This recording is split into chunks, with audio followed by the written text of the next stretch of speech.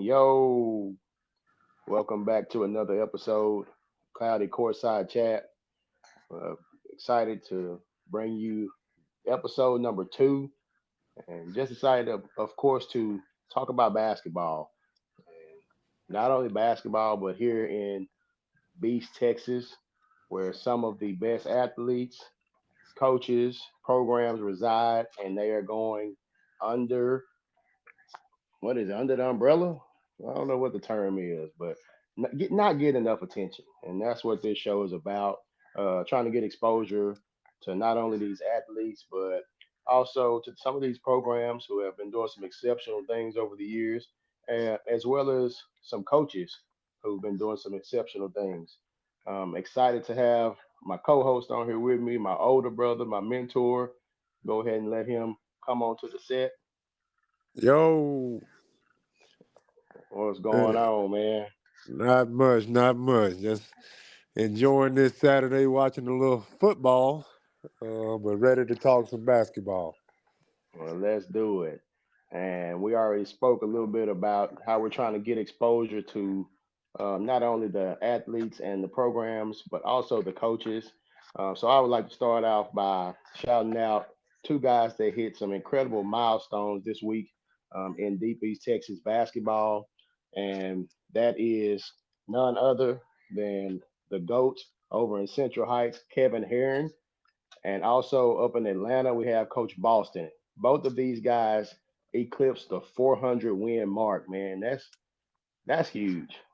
I remember getting over 100 2 years ago, and how many years, how much hard work it took, and to see that these two men have eclipsed 400 wins, man, that's exceptional. What you think about that? Oh, that is big time. Congratulations to both of those gentlemen. Um, to get that many wins, you number one, you gotta have some good teams and No doubt. and be a pretty good coach. But also that speaks to the longevity of these gentlemen staying in the game, and because coaches move on and go be assistants at bigger programs or go into administration, kind of like what I did. But, to stick with it and have that passion for basketball and coaching for that long, that speaks volumes to those two gentlemen. So hats off to y'all. Congratulations. Much deserved. And, hope to see them reaching that next milestone of 500. Yes, sir. And you talk about moving on and doing different stuff. If you get 400 wins, that's a lot of basketball to coach. I can't imagine how many decades both of those guys have been through it. And the short time that we've been in, and we've seen how athletes change, how the times have changed. So just for them to still be doing it throughout all that change and just from decade to decade and generation to generation and team after team, salute to both of those coaches. Right, Let's right. Just think of it like this: if you get 20 wins a year, it's gonna take you 20 years to get 400 wins. Um, uh, so, and that's what you do as a coach. You're looking to try and schedule. How can we schedule 20 wins? How can we have a successful season? Um, but 20 wins, which is a good year um, for 20 years, man. That's like I said, hats off to them, and proud of that accomplishment for them. yeah, that's an incredible feat. Let's go ahead and jump right into the top 25. We'll start with Class 1A, where we have two East Texas teams represented in the top 25, and that is starting with number 8. We have the Brooklyn Wildcats, who are sitting at 13 and 7, and we have the Martinsville Pirates at number 19, who are 11 and 5, and Martinsville's head coach is none other than my guy, Coach Turner Edwards. Coach Edwards it's still funny to me to say Coach Edwards. I call him Stretch. He was on the first ever Garrison Bulldog basketball team that I was the head coach of. So my first year as a head coach, he was a player for me. So it's real surreal to see one of your players, one of your athletes now coming into the coaching field. So shout out to my guy, Coach Turner Edwards over there in Martinsville, doing big things. Back in the top 25 this year, has Martinsville rolling. You ever meet Coach Edwards? We've met. We've met. I haven't spent a lot of time with him, but I just knew he was a young and up and coming coach. Um, we talked at a summer league a couple of summers ago, and that Martinsville team. I remember watching them, and they were just tough and scrappy, and you could tell that they were building something. And to see them in the top 20 now, I think they had a pretty good run last year in the playoffs. Dropping down to 1A, that was a really good move for that program and that school. And I'm glad to see a 1A East Texas team, back on the map and making noise toward the regional tournament. Yes, sir. I'm right there with you. Go ahead. All right, we're gonna jump on up to 2A, and 2A and 3A are loaded with East Texas teams in the top 25. You got starting at number 21. These programs made no move. Frankston and Grapeland are 21 and 20 respectively, and Frankston at 17-4 have been to the regional tournament. 2 out of the last 3 years, and like I think what they're doing again this year, it's just a tough district that they're in, and that district with Martinsville and La Pointe, they get multiple people to the regional tournament. So you got Hmm. them. And speaking of La Pointe, they check in at number 14. They moved down one spot from 13. Um, but I know Coach Reed and the Flyers, they're going to be making noise, trying to get back to that regional tournament again. Then you have four top 10 teams in 2A that reside right here in East Texas. Starting out with number 9, Hawkins, who moved to 17-1 on the season. Um, I think they got beat last year in the second round, and they bring a lot back from that team. Yes. We'll get into details about one of their players later, but they picked up district wins and stayed flat at number 9. The biggest jump in East Texas for all classifications that we're going to cover comes right here from Shelby County and the Timpson Bears. And, understandably, I know why they were ranked number 15. Coming straight out of football, you lose your second leading scorer to a torn ACL. You lose another starter for the year. So nobody really knew what to expect from Timpson. But after their showing at Holiday Hoops, knocking off the number 1 team in the state, we had talked about they should be in the top 5, Hmm. and they check in at number 5, moving up 10 total spots. So, they're right back to having a target on their back. It's a lot easier, I'll say, playing with house money and, being a number 15 team ranked in the state, not having the pressure, not having the target on your back. But when you come and beat the number 1 team in the state and you lose to a top 5 team in 3A Yeah. by about 10 points, then, that's going to get you right back into the crosshairs of everybody. But that's uh, Timpson's used to this position. They've been top 5 ranked the past couple of years. Also, number 1 in the state in football multiple years. They will be ready and prepared for everybody's best every night. Staying within that same district, Beckville Bearcats moved to 12-5 on the year. They dropped down. Actually, we were going back and forth on if they would Yeah. jump up to number 1 now. What would happen to their ranking? Well, they dropped a big game too. And so Hmm. not only did Martinsville lose, but Beckville also, they dropped 2 spots from number 2 to number 4 in the state. Um, and then Martinsville, who I assume would drop to about 3 or 4, actually only fell one spot to the number 2 team in the state after dropping 2 games at Holiday Hoops. Um, but 2 of those losses were to 2 of the top 5 teams in the state. So Yes. you're not going to get hurt. But, once again, target on the back, that is a deep region. All of those top 15 teams that I just named, LaPointer, Hmm. Hawkins, Timpson, Beckville, and Martinsville are all in the same region. So that that will be a tournament that you want to go out and watch come March. Actually, before we move on, you talked about a guy from Hawkins that we want to make sure we give a little recognition to, because I mean that's what we're about giving these Texas recognition, players, athletes, and coaches, and programs. I'm sorry. And there's a young man that you definitely need to know. Put him on your radar. The name Derek Holman needs to be in every household in East Texas. I'm actually excited to get a chance to go see Hawkins play in person. And this big man for Hawkins is only a junior, and he's averaging 18 points, 9 boards. Oh, did I mention he has 8 double doubles on the year as well? So yeah, this man is filling up the stat sheet night in and night out. Shout out to Derek Holman, the Hawkins team.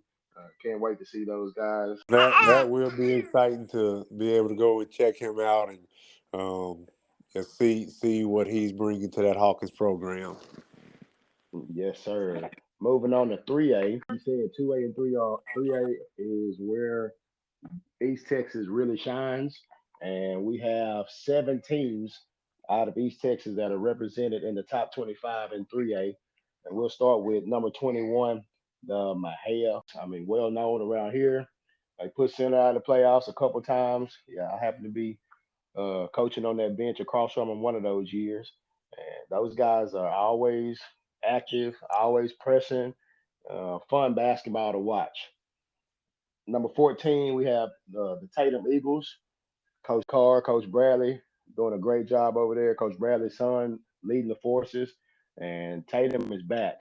We've known them. They made a couple pushes to the state tournament. I'm glad to see Tatum playing some really good basketball once again. Sitting at number 13, Coach Bryant and the Westwood Panthers. Wouldn't be surprised to see them move up a spot or two more after the 2 blowouts of Buffalo and Elkhart this week. And because our number 12 team, the Crockett Bulldogs, who were sitting at 19-3, they took a tough loss last night to Shepherd in overtime. So I wouldn't be surprised to see Crockett drop a couple spots and Westwood move up. Sitting at number 7 in Class 3A, we have the Kuntz Lions. We had the pleasure to see Coach Jew and Cooch over at Holiday Hoops.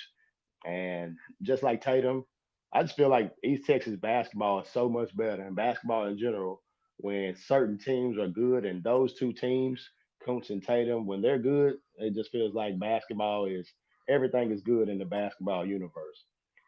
Sitting at number 6, we have the Hooks Hornets, 16-1. The Johnson cousins, brothers, I don't know what they are, but them Johnson boys can put the ball in the hoop. I saw that Boogie is back. Lino, he scored 16 in his game back last night. So Hooks did all that in Holiday Hoops without one of their stars. So look forward to Hoops making another deep push and potentially trying to get back to the state tournament again. And sitting at number 5, none other than Holiday Hoops champs, Mount Pleasant, Chapel Hill, and Coach David Smith. Anything you want to add about 3A? No, I mean, the jump that Westwood has made, I want to highlight that program and, just kind of talk a little bit about Coach Bryant and, what that young Panther team is doing. People, watch out for Palestine Westwood. Like they will be a name to be watching and following not only this year, but also in a couple of years to come because um, they are young, athletic. I know Coach Brian likes to get up and down with his teams, and they have a phenomenal player that we will mention and highlight and talk about. And I know there's a few deep East Texas schools and fan bases that wish Coach Bryant would have stuck around in this area, because they saw the future and what was coming up, and um, the Palestine Westwood fan base is blessed to be able to witness that firsthand. And so shout out to Coach Bryant and that Palestine Westwood Panther Ball Club. Yeah, while you're talking about that stud, said shout out to Coach Bryant. Well, shout out to his little boy too. Kavian Bryant is a absolute stud. Um, I would say he's up next in Beast Texas, but we can scratch that. We can forget all that because he is up right now. He racked up over 3,000 yards on the football field as a quarterback for Palestine Westwood. He stepped off the gridiron right onto the court, and he is averaging 24 points, 4 rebounds, 2.5 assists, and 2 steals a game. And did we mention that this young man is a freshman A doing all of freshman. this? A Yeah, a baby. freshman. Yeah, he is a freshman, but he's played some elite competition. Mhm, Travel ball. He plays with one of the top teams in the state of Texas, who's also a top team in the nation. So he's seen high caliber basketball. So as a freshman, walking on and playing senior and juniors in Texas, like he's seen that talent level. So Do you I'm think just that slows the game down for him, having I seen all that I think competition and it. going to all those big tournaments? I do think it slows the game down. I think it makes it easier for him. Um, but I think it knocks off that the status of being a freshman. Hmm. Like you're no longer a freshman because I've seen junior and senior level talent weekend in and weekend out. Hmm. So I think it takes away that stigma and that physicality and nervousness of a typical freshman who is walking onto the court for the first time seeing that type of talent. So Yeah. that's what I love about summer league ball and AAU is, you get to go out and play against people from New York and California and Florida. And now when you come back to Texas and you played the quote unquote best around Texas, you've seen high level ball. So he's prepared, he's ready, multiple 30-point performances. Like, it is exciting to anticipate what his game is going to look like here in a couple years. Yeah, it's gonna be scary for a lot of people around here. Top 20, you got 3 teams out of East Texas. A couple of these are Southeast Texas, but we consider them geographically East Texas. They're going to represent. So number 20 is Chapel Hill, outside of Tyler, the Chapel Hill community, with Coach Johnson and the Bulldogs sitting at 15-3. They moved up actually 5 spots, which is the biggest move in 4A for an East Texas squad coming from number 25. They got a big win to open up district against Center, and then had a really good showing at their holiday tournament. So excited to watch Chapel Hill continue to build on their football success. Yeah. Uh, that's what I wanted to add before you went on. First of all, shout out to Coach AJ Johnson down there. Chapel Hill got through and through, played in that program. Now he's come back and he's running the program, doing a outstanding job, man. Shout out to you, Coach. And for them, they went to state in football as well. A lot of people forget. It seems like it was so long ago, and they jumped right from the football field onto the court, and like you said, 18-3, beating a really good center team. First game in district. That's impressive, man. Excited to see what jump they can make moving forward. Yeah, and that center team, they started out the season ranked number 25, and since that loss to Chapel Hill, they've been playing a lot better brand of basketball, conducive to what Coach Harrison is used to. So I wouldn't be surprised if they string a few more wins together to see them crack open the top 25 again here in the next couple of weeks. Um, Yeah. at number Mhm. 14, you got Hampshire Fournette at 16-6. who moved up one spot.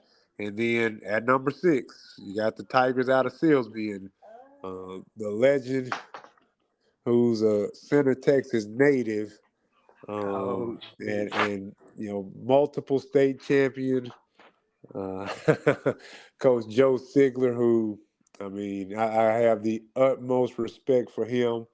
Um, did it, retired, came out of retirement, did it again, and they just had a really good showing um, in an Arkansas tournament where they really starting to look like the Silsbee of old. I know Duncanville is not the national top ranked team that Duncanville has been in the past couple of years, but they played Duncanville to 5 points in that tournament, and their only other loss was to the number 9 ranked team out of the entire state of Arkansas, in Benton High School, who's uh, a 5A powerhouse there in Arkansas, and Jasper.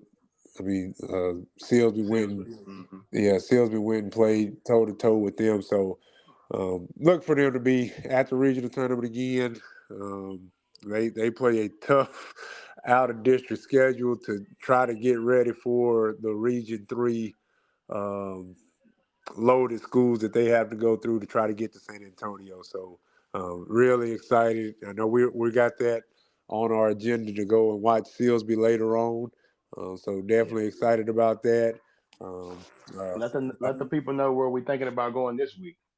well, this week we are looking to going down and watching the Coos Lions in action on Friday night. That's one game that's going to be special to me because not only do we get to see Coons again and those two juniors that we talked about that they have leading the way, but coaching across the sideline from Coach Jubert is going to be Octavius Evans.